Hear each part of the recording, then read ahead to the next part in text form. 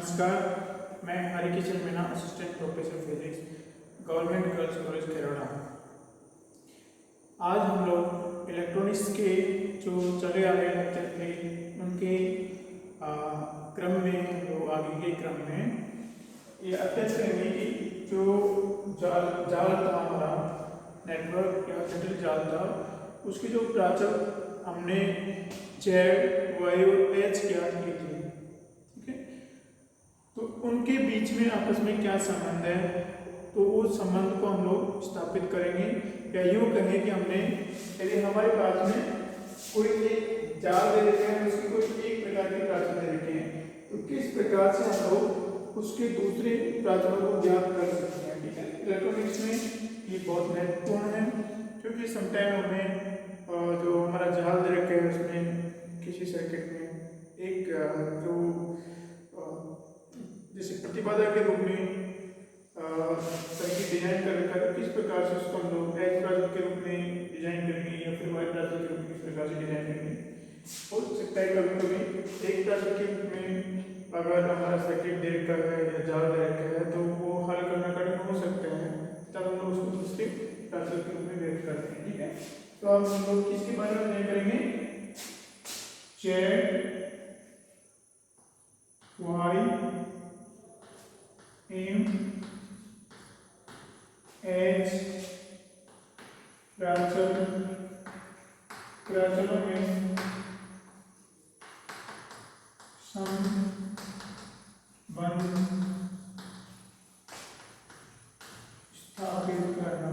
ठीक है, आपस में ये संबंध स्थापित करना है। अगर हमें जो हमारा जैसे जाल है, ठीक है, कोई जाल है,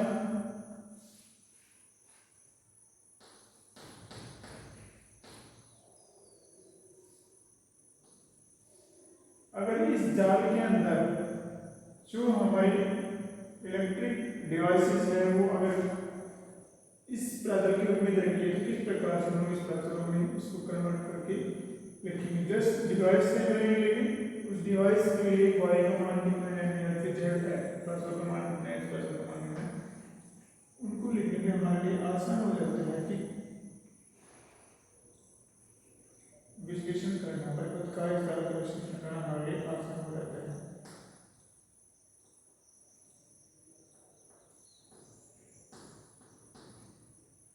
हमारा ये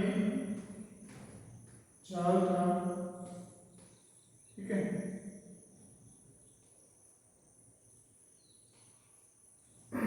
जाल है, इसके टर्मिनल एवं 1 और एक टर्मिनल एवं 2 है, तीन टर्मिनल डी टर्मिनल द्वारा जा रहे हैं, चौथा टर्मिनल जा रहे हैं। इसमें हमारा जो इनपुट है निवेशी टर्मिनल, उसमें हमारी धारा का नाम I1 है और वोल्टेज सोर्स है, वोल्टेज सोर्स कितना लगा है, वोल्टेज सोर्स हमारा या फिर 1 टर्मिनल के बीच में हमारी जो वोल्टेज है वो V1 है और 2 टर्मिनलों में प्रवाहित होने वाली जो धारा है हमारी I2 है, और दोनों टर्मिनलों के बीच में वोल्टेज है V2 है। हमने ज्ञात किया कि हम लोग जेड प्राचल ज्ञात करते हैं, तो जेड प्राचल ज्ञात करते हैं हम लोग, तो क्या होते हैं, हमारा धारा I1 और I2 इनको हम लोग स्वतंत्र मानते हैं। ये प्राचल हमने ज्ञात किया था तो हमने V1 और V2 को स्वतंत्र माना था, और ये प्राचल हमने जब ज्ञात किया तो हमारा I1 और V2 को हमने स्वतंत्र चर माना था। ठीक है, तो हमारे पास चलो किसी के कितने हैं, हमारे पास 4 है, किसी भी दो एकम को हम लोग स्वतंत्र मान सकते हैं और फिर बाकी को हम लोग उसकी शर्त पे ज्ञात करते हैं। जब उसको ज्ञात करते हैं तो इस क्रम में हमारे जेड वाई और एच प्राचल निकल के आते हैं। ठीक है, तो हम लोग देखते हैं कि जेड प्राचल का वाई प्राचल को आपस में बदलना। ठीक है, जेड प्राचल को वाई प्राचल में बदलना, जेड वाई प्राचल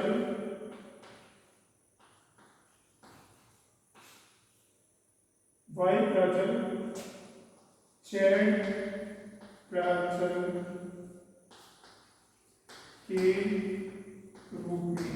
ठीक है, वाई प्राचल जेड प्राचल के रूप में।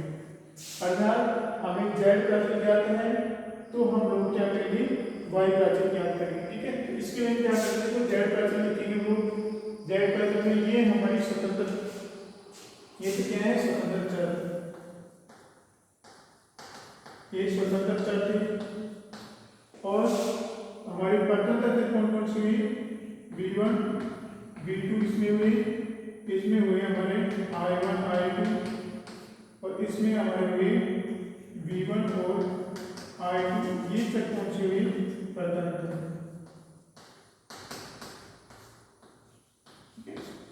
तो जेड प्राचल के लिए हमारे क्या समीकरण होंगे, जेड प्राचल के लिए हमारे जो v1 v1 equal to z11 i1, इसको हम लोग फुल लिखते हैं कैपिटल में, i1 प्लस z12 i2। ठीक, इसी प्रकार से हमारी v2 होगी z21 i1 plus z22 i2। Okay, ये तो हमारे जेड प्राचल के लिए समीकरण थे, इसमें जेड प्राचल और धारा ध्रुवता के संबंध है। समीकरण नंबर 1 है, ये समीकरण नंबर 2। ठीक है, अब हमारे वाई प्राचल कौन से होंगे, ये तो हमारे क्या है, जेड प्राचल के लिए संबंध थे। वाई प्राचल के लिए क्या संबंध होंगे, हमारी ये अज्ञात है, तो i1 equal to y11 v1 plus y12 v2, और i2 equal to y21 v1 plus y22 v2। ठीक है, ये समीकरण नंबर 3 है, ये समीकरण नंबर 4 है। अभी जो हम लोग करने जा रहे हैं, क्या करेंगे, y और z प्राचलों के बीच में आपस में संबंध स्थापित करने के क्रम में हम लोग y प्राचलों को z प्राचल के रूप में ज्ञात करेंगे। अर्थात हमारे पास z प्राचल ज्ञात है, इससे ये नेटवर्क हमारा, इस नेटवर्क के अंदर हमको सर्किट दे रखा है वो z प्राचल के रूप में दे रखा है। तो हम लोग किस प्रकार से y प्राचल के रूप में वो सर्किट देख सकते हैं, या उनकी जगह हम लोग y प्राचल को रिप्लेस कर सकते हैं। तो देखो यहाँ पे ये हमारा जो समीकरण है, ये दोनों समीकरण, इस समीकरण में वायु प्राचल है और वोल्टता तथा धारा है, अर्थात वायु प्राचलों का वोल्टता तथा धारा के संबंध जो है उनको यहाँ पे लिखेंगे। ठीक है, और उसके अलावा हम चाहे तो हम लोग एच प्राचल के लिए भी लिख सकते हैं, आप चाहो तो लिख सकते हैं हम लोग एच प्राचल के लिए। यहाँ पे अज्ञात क्या है, ये दोनों अज्ञात है, तो v1 इक्वल टू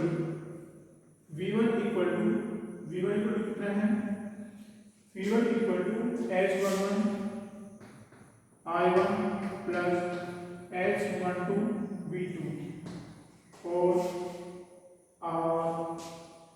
i2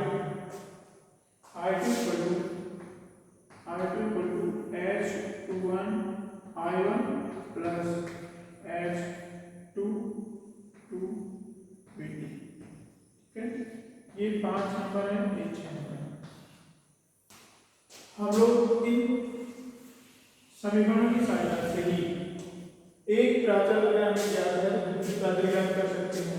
ठीक है, 3 तरह के प्राचल है हमारे पास में, खुला परिपथ, प्रतिबाधा, लघुपथ परिपथ, प्रवेशिता और संकर प्राचल। ठीक है, अब हम लोग क्या करेंगे, सबसे पहले हम वाई प्राचल और जेड प्राचल के रूप में संबंध स्थापित करेंगे। ठीक है, मैं यहाँ से इसको मिटा देता हूँ, आप देखो संबंध किस प्रकार से हम निकालेंगे। हम इस जाल को भी मिटा देते हैं। ठीक है,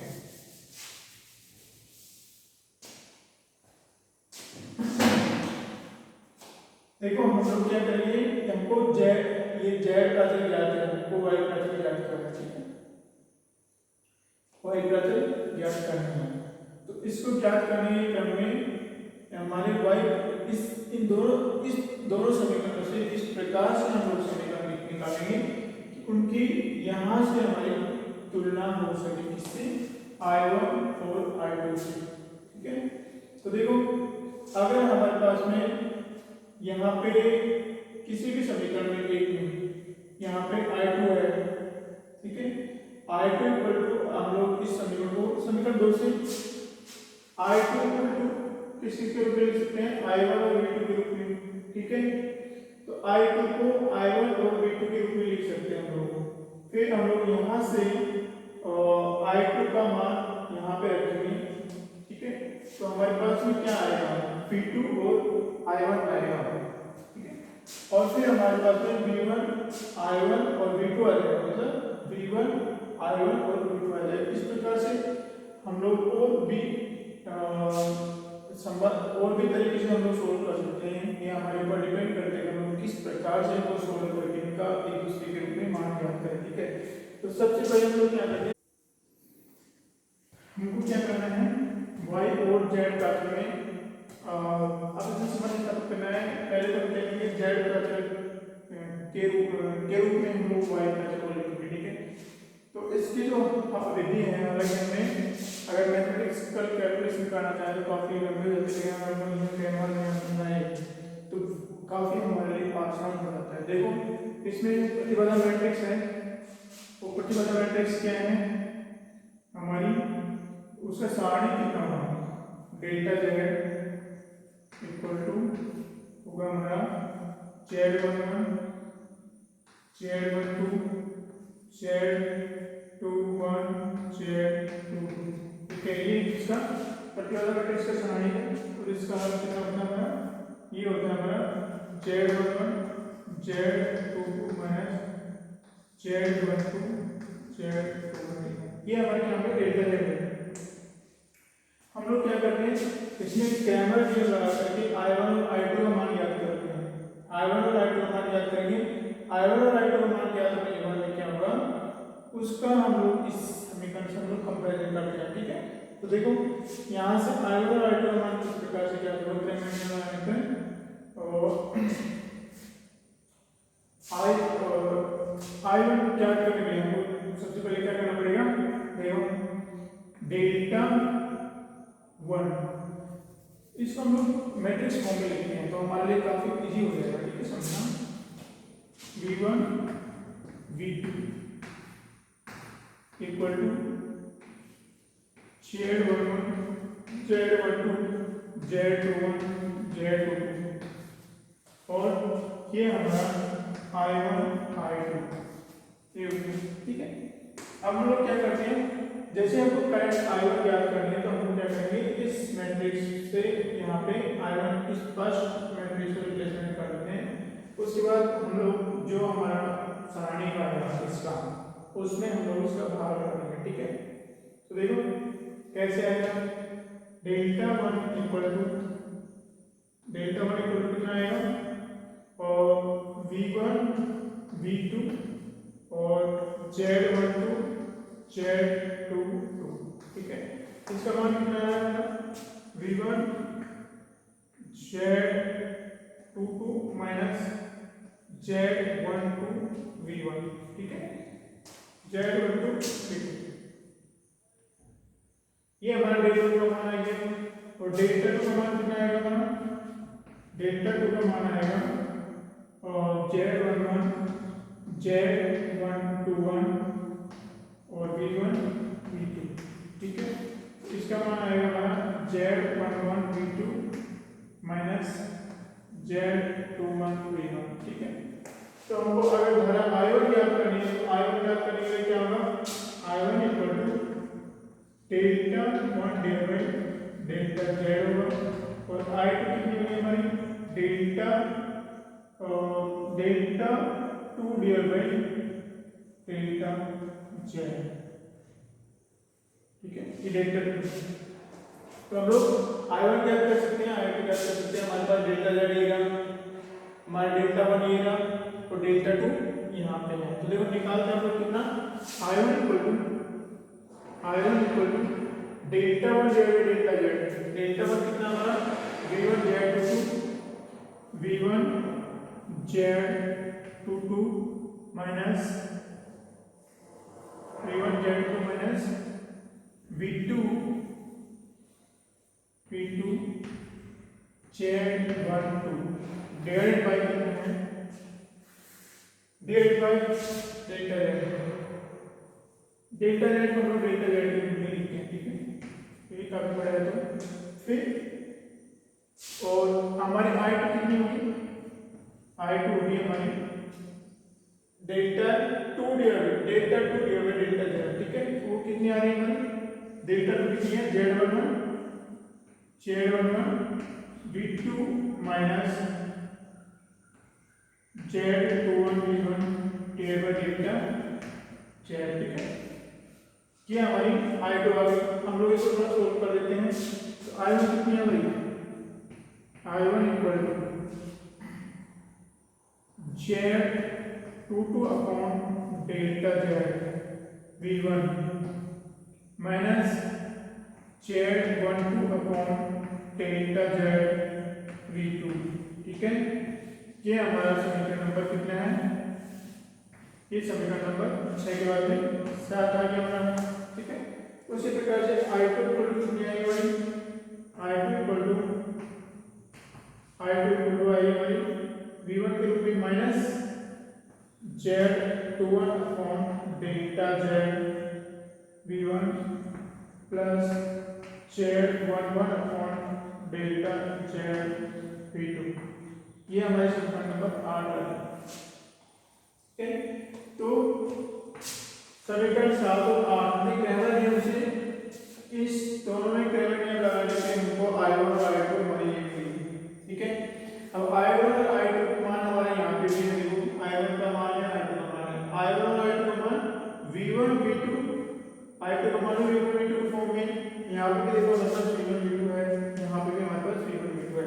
तो ये हमने v1 और v2 के रूप में इसलिए किए हैं ताकि हम लोग समीकरण 3, 4 और समीकरण 7 और 8 का कंपेरिजन कर सकते हैं। जैसे हम लोग कंपेरिजन करेंगे तो क्या होगा, देखो यहाँ पे इसका गुणक y11 है, लेकिन यहाँ का गुणक है जो z के फॉर्म में है, यहाँ का गुणक y के फॉर्म में है, तो ये z के फॉर्म में है, ठीक है। तो इस प्रकार से हमारा इन y प्राचलों का मान याद कर सकते हैं दोनों में कंपेरिजन से, क्योंकि हमको पता है कि हमारा जो पॉपुलर नेटवर्क है वो z प्राचल के रूप में लिखा हुआ है, तो हम लोग उसको y प्राचल के रूप में याद कर सकते हैं, ठीक है।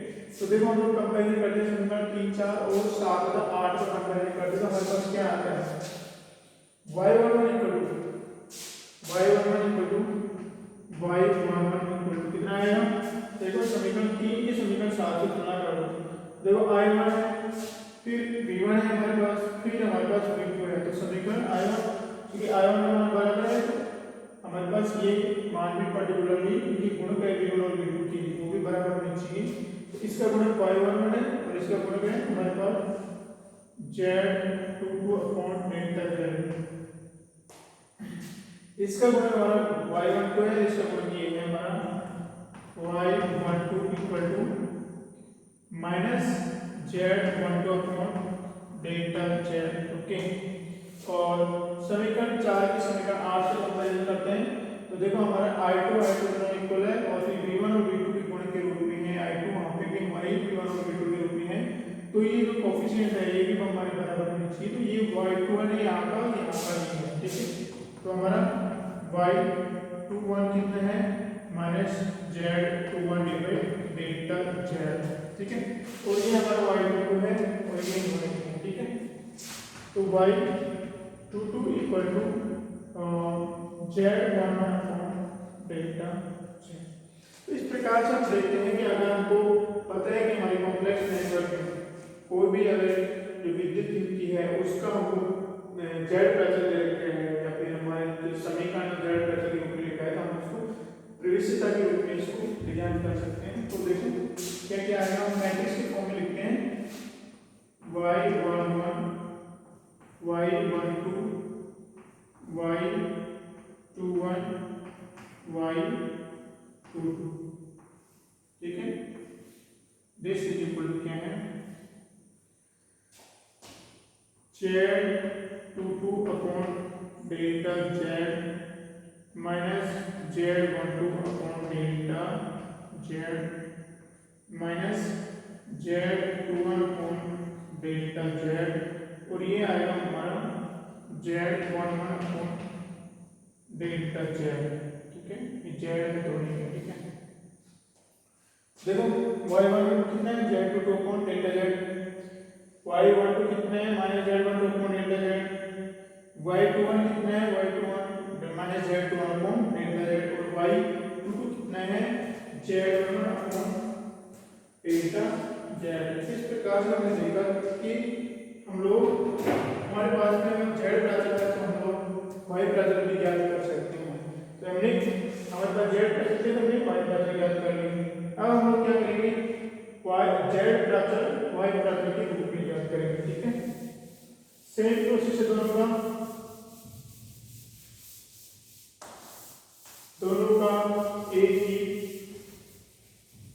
प्रक्रिया से हम लोग ज्ञात करते हैं। ज्ञात करने के लिए हम लोग मैथमेटिक्स से हमारे पास में कई तरीके हो सकते हैं, लेकिन हम यहाँ पे शोर एंड स्लीप मेथड से ज्ञात करते हैं।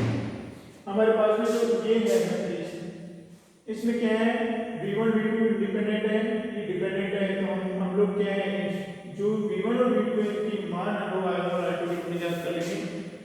v1 और v2 का मान हमारा i1 और i2 के रूप में डायरेक्ट है, तो हम लोग कंपेयर करेंगे तो हमारे पास में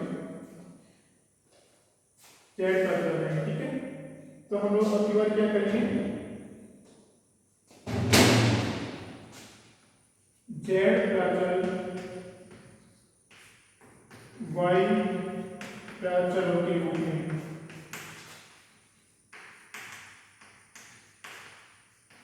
z प्राचल y प्राचलों के रूप में, तो हम लोग समीकरण 3 और 4 को मैट्रिक्स फॉर्म में लिखते हैं। देखो I1 I2 equal to y11 y12 y21 y22, और ये हमारे इंडिपेंडेंट चर आ गए v1 v2। ठीक है, हाँ हमारे पास में देखो जो हमारे पास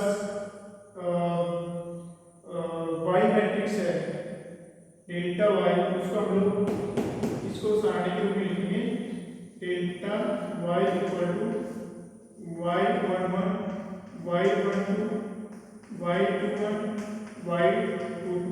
ठीक है, इसका हम लोग एक्सपेंशन करेंगे, क्या है हमारे पास y11 y22 minus y12 y21, ये डेल्टा y है।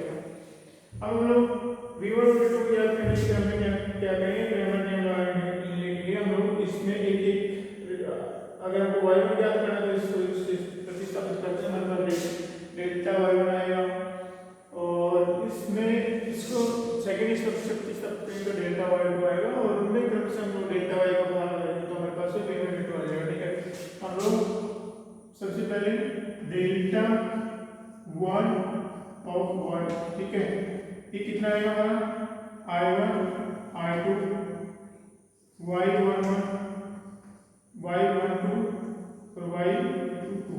ठीक है, ये कितना आएगा हमारा, ये आएगा हमारा I1 y22 minus I2 y12, ये हमारा डेल्टा 1 ऑफ y आएगा।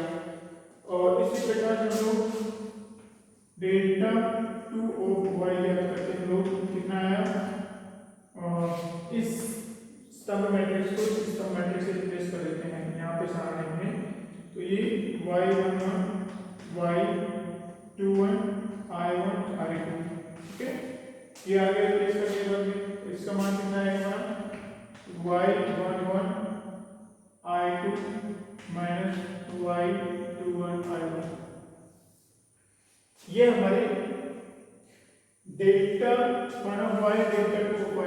अब हम यहाँ से v1 v2 का मान ज्ञात करेंगे, तो हमारा v1 कितना होगा, v1 होगा हमारा delta 1 of y divided by delta y।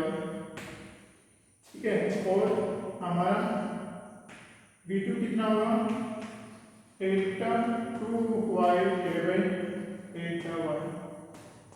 ठीक है, हम लोग क्या करेंगे, v1 ज्ञात करने के लिए इसमें इसका भाग लगाएंगे, v2 ज्ञात करने के लिए इसमें इसका भाग लगाएंगे। देखो सॉल्यूशन ये रहा, इसका हमारा एक्सटेंशन ये रहा। तो हम लोग इसमें इसका भाड़ा लगाएंगे, ठीक है, इसको हम लोग डेल्टा वाई के रूप में लिखेंगे ताकि हमको लिखने में दिक्कत ना, ठीक है। तो हमारा v1 कितना हो गया, v1 हो गया हमारा, देखो v1 कितना हमारा डेल्टा वन ऑफ y ये रहा i1 y22 i1 y22 minus i2 y12 divided by delta y, ठीक है। इसका हम लोग थोड़ा विस्तार कर लेते हैं। लोग विस्तार करने के बाद में हमारा v1 कितना आएगा, v1 equal to y22 upon delta y i1 minus y12 upon delta y i2, ठीक है। इसे हमारे पास में ये समीकरण कौन सा आ गया, ये समीकरण आ गया हमारे पास 10 नंबर का समीकरण, ठीक है। और v2 ज्ञात करने के लिए क्या करेंगे हम लोग, v2 ज्ञात करने के लिए इसमें हम लोग उसको बाहर रखते हैं, बाहर लगा के देखते हैं हम लोग कैसे। v2 इक्वल टू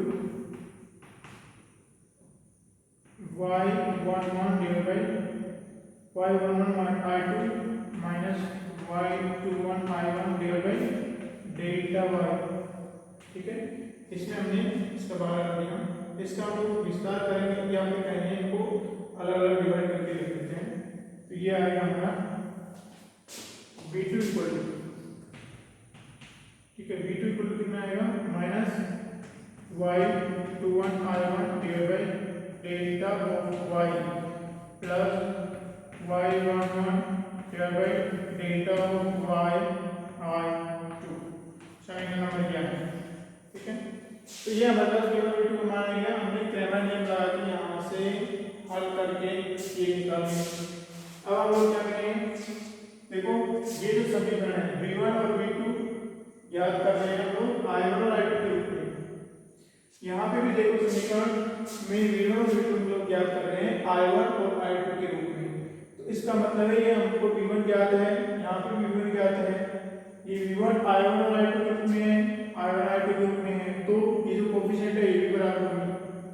उसी प्रकार से v2 हम लोग i1 और i2 के रूप में याद कर रहे हैं, तो ये जो कोफिशिएंट है z, ये जो कोफिशिएंट है ये दोनों भी बराबर होंगे। इस प्रकार से हम समीकरण 1 2 और 1 10 के आगे कंपैरिजन कर लेते हैं। तो देखो कंपैरिजन करते वक्त क्या आता है, समीकरण 1 का कंपैरिजन करते 10 से, तो v1 इक्वल टू v1, यहाँ पे i1 है तो ये इसके बराबर होगा, तो z11 किसके बराबर होगा, z11 होगा हमारा y22 डिवाइड डेल्टा y के बराबर, okay, y22 divide delta y के बराबर। उसी प्रकार से हमारा कि यहाँ पे i2 बराबर है, ये इसके बराबर होगा, तो हमारा z12 किसके बराबर होगा minus y12 divide delta y के बराबर होगा। अब हम लोग समीकरण 2 की समीकरण 11 से कंपैरिजन कर लेते हैं। तो यहाँ पे v2 बराबर ये i1 के बराबर है, तो ये इसके बराबर होना चाहिए, तो हमारा z21 इक्वल टू कितना आएगा, z21 equal to minus y21 divide delta y, और i2 के बराबर है, तो ये कोफिशिएंट इसके बराबर हो गया, z22 किसके बराबर हो गया, इसके बराबर, z22 किसके बराबर हो गया हमारा y11 डिवाइड डेल्टा y के बराबर हो गया, ठीक है। तो इस प्रकार से अगर हमको y प्राचल ज्ञात है तो हम लोग z प्राचल भी ज्ञात कर सकते हैं, ठीक है। तो हम लोग किस प्रकार से इनको मैट्रिक्स फॉर्म में लिखेंगे, मैट्रिक्स फॉर्म में यहाँ पे लिखते हैं, देखो z11 z12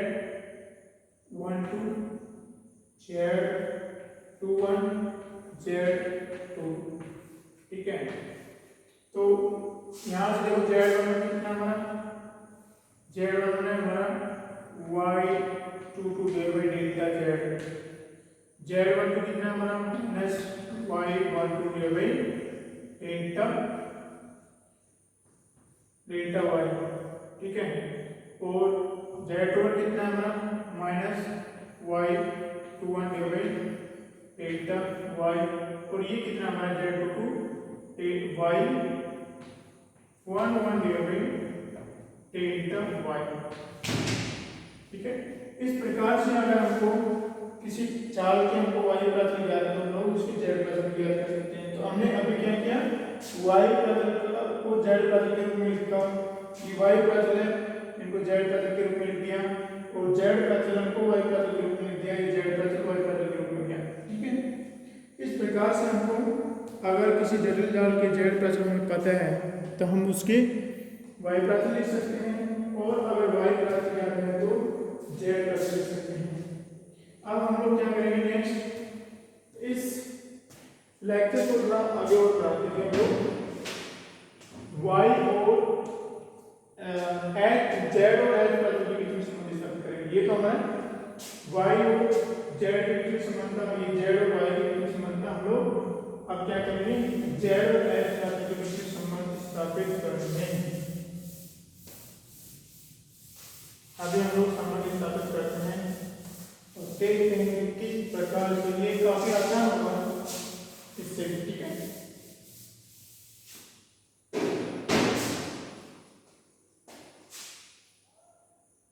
h प्राचल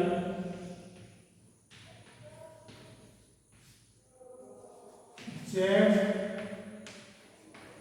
प्राचलों के रूप में। ठीक है, हो सकता है कैलकुलेशन प्रोग्राम में z प्राचल के रूप में भी आ सकता है, या प्राचल के रूप में मैं पूरी कोशिश करूंगा कि इसको ठीक से याद कर। देखो हमारे पास में ये h प्राचल के लिए समीकरण था, ये हमारा y प्राचल के लिए समीकरण था, z प्राचल के लिए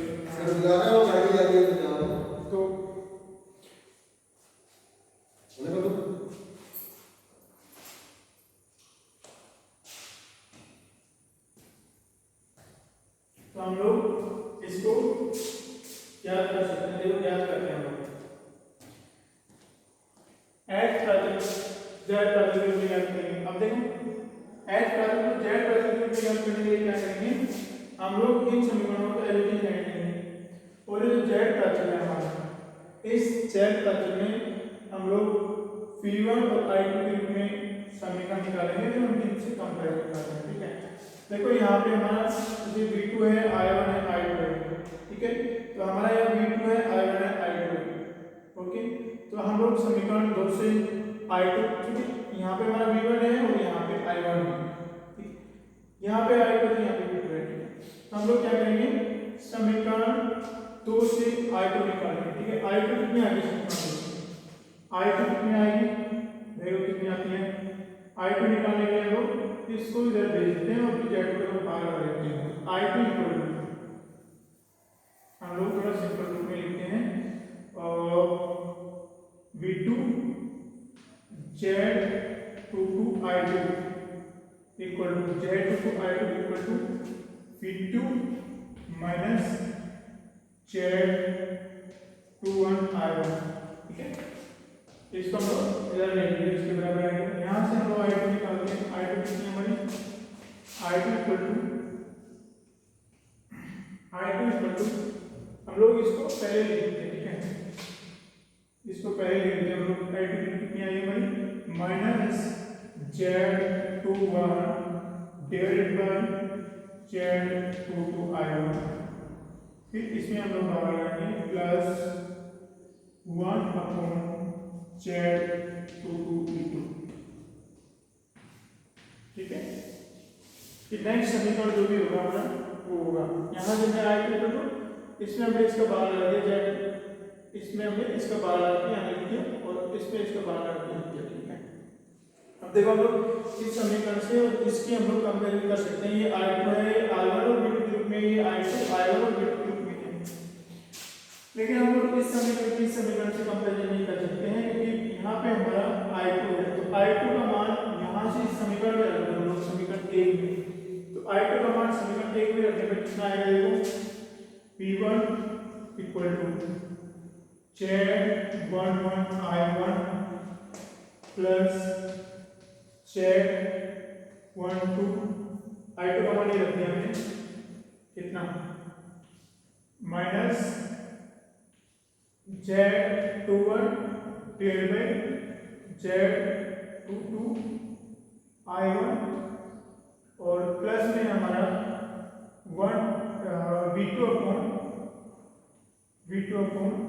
Z22, ठीक है, V2 अपॉन Z22। तो ये हमारा समीकरण I1 और V2 के रूप में आ गया। यहाँ पे भी हमारा I1 और V2 के रूप में आ गया। हम इसको सोल्व कर लेते हैं।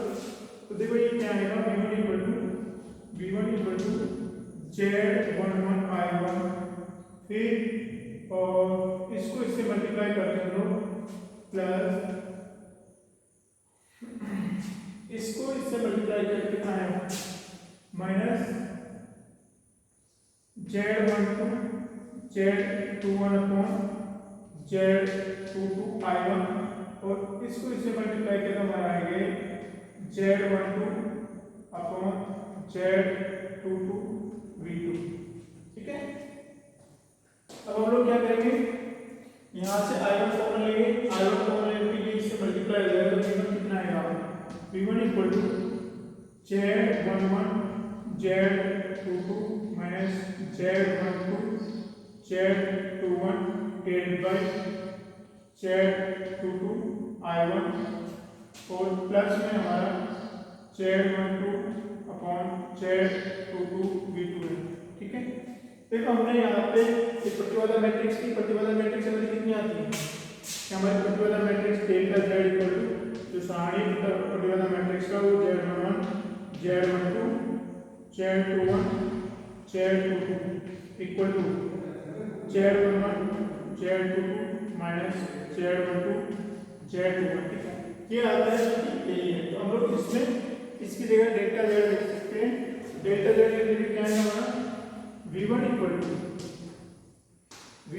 To delta Z upon Z22 और I1 और फिर प्लस में हमारा Z12 अपॉन Z22 V2, ठीक है। एक समीकरण हमारा यह है। तो इस प्रकार से हम देखते हैं कि हमने इन समीकरणों को हल करके हमने I2 और V1 ज्ञात किए। अब यहाँ पे हमारा H प्राचल है, ये H प्राचल के लिए था, ये Y प्राचल के लिए था, ये Z प्राचल के लिए था, ठीक है। H प्राचल में हमारे V1 है क्योंकि I1 और I2 के V2 के रूप में लिखा हुआ है। तो हम लोग इसकी और इस समीकरण से कंपेरिजन करेंगे तो हमारे H11 और H12 आ जाएंगे और यहाँ पे I1 और V2 के रूप में है, यहाँ पे I1 और V2 के रूप में है। तो इस समीकरण की और इस समीकरण की तुलना करने पे हमारे H21 और H22 आ जाएंगे। देखो हम लोग कंपेरिजन करते हैं, हम आते हैं इस समीकरण की इससे तुलना करने पे हमारा H1 कितना आएगा, I1 का गुणा करें उसके बराबर, तो H1 कितना आएगा, H11 equal to delta Z upon Z22, ठीक है। और H1 कितना आएगा हमारा इस V2 के गुणा के बराबर, तो H12 equal to Z12 upon Z22। उसी प्रकार से हम लोग समीकरण 5 की समीकरण से तुलना करने पे समीकरण 6 की समीकरण से तुलना करने पे हमारा जो I1 का गुणांक है वो उस I1 के गुणांक के बराबर होगा। तो H21 कितना आएगा, H21 equal to minus Z21 divide by Z22 और इस V2 का गुणांक हमारा इस V2 के गुणांक के बराबर होगा। तो V2 कितना है, H22 equal to 1 upon H22।